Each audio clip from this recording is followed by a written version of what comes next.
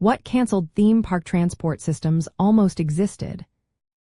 Imagine a world where getting around your favorite theme park was even faster and more fun than it already is. Many parks have dreamed up transportation ideas that never quite made it past the drawing board. These plans could have saved visitors time and money, but for one reason or another, they never came to life. One of the most interesting ideas was Disneyland's expanded People Mover system. The original People Mover in Tomorrowland was a smooth, slow-moving ride that let guests relax and see the park.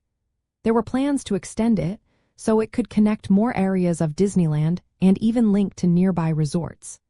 These expansions would have made getting from one part of the park to another much easier, cutting down on walking time.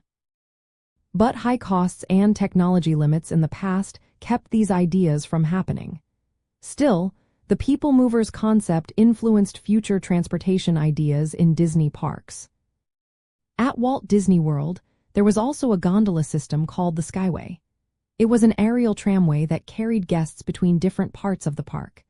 It was popular but closed down due to safety concerns and rising maintenance costs. Disney thought about creating new aerial transport options after the Skyway closed, but none were ever built. These ideas could have offered quick, scenic rides across the park, saving guests walking time and adding to the fun. Kings Island had a monorail that operated for about 20 years. It was meant to connect the park with a hotel that was never built. The monorail was slow and limited in how much of the park it covered.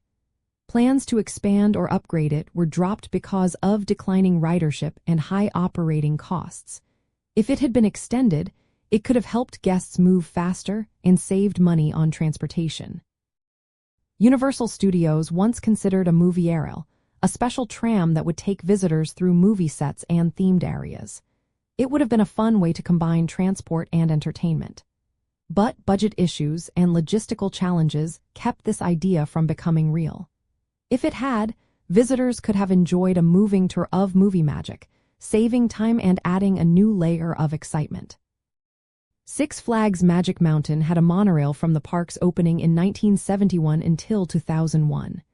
It was a handy way to get around, but maintenance costs grew too high. The park thought about upgrading or replacing it, but those plans never materialized. Without the monorail, guests had to walk or use buses, which could take more time and add to costs. Thinking about these canceled systems shows how theme parks try to balance guest convenience, costs, and technology. When parks have a good transport system, visitors save time and energy, making the experience more enjoyable. But when these ideas fall through, parks often relying on shuttles or walking paths, which can mean longer waits or more steps. Knowing about these almost transport systems helps you understand the effort parks put into making your visits smoother and more fun. It also reminds us that some of the coolest ideas never leave the drawing board but could have changed how we move through parks forever.